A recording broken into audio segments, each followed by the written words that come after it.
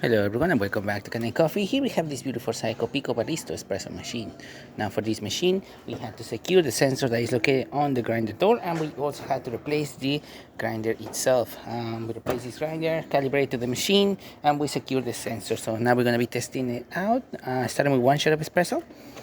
And just to show you that the sensor definitely works, we can close it, open it down multiple times, and the grinder will definitely work and continue grinding as long as the door is closed.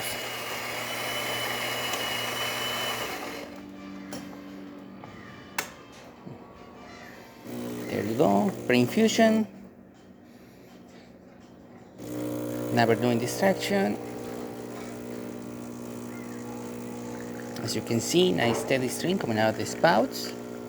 Excellent color, really good shot of espresso. We're also grinding on the medium setting of the grinder, and we're using our test coffee. Even though we are test coffee, we got a nice layer of crema. Let me see if I can focus on it. There you go, nice layer of crema coming out of this machine. Great shot.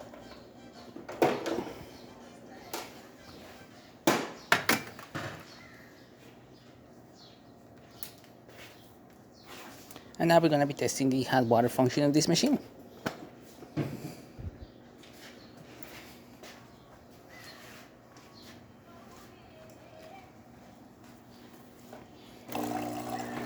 There you go, we're having water coming out from the spout of the faucet of the machine.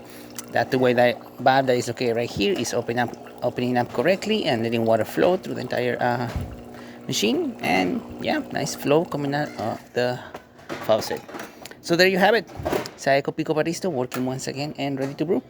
Thank you so much for preparing Kanen Coffee. Please subscribe to the channel if you haven't done so already. Hit the like, hit the bell, and thanks for watching.